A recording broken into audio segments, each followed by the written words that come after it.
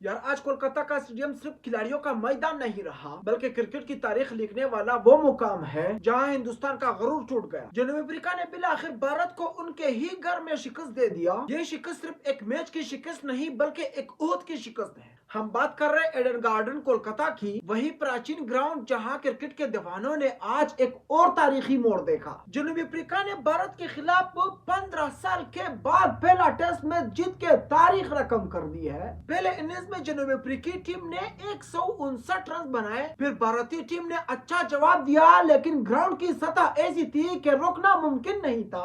अब spinner Simon Harmer ने लाजवाब कारकर्दगी दिखाई, 4 विकेटें हासिल किए और भारतीय बैटिंग लाइनअप को तबाह और बर्बाद कर दिया। मार्को जॉनसन और एडम मार्करम ने भी अपना हिस्सा डाला और भारत को पालोआन का तोप समझकर उनका चेस चैलेंज कर दिया गया। भारतीय टीम को चेस के दौरान 124 रनों का हदफ मिला था, लेकिन कोलकाता में हाई 30 नहीं बल्कि विकेट का किरदार काफी संगीन साबित हुआ।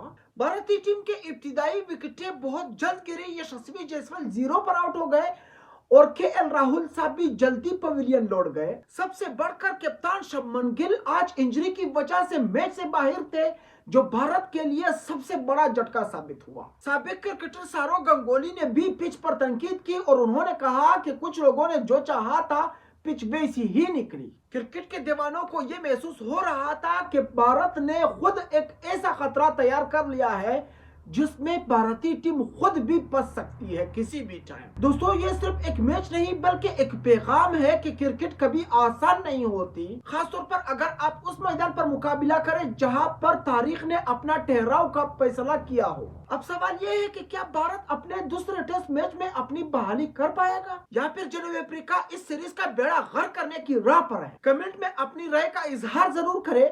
आप बताइए कि भारत बैटिंग की वजह से हारा या फिर पिच की वजह से या फिर बॉलिंग गलती से कर पाया। सो दोस्तों, अगर वीडियो पसंद आई हो तो वीडियो को लाइक करना, चैनल को सब्सक्राइब करना और वीडियो को अपने दोस्तों के साथ भी शेयर कर देना, क्योंकि अगर हम यहाँ पर एक दूसरे का साथ नहीं देंगे तो हम क्रिकेट की स्टोरीज का मजा कभी भी नहीं ले सकते हैं।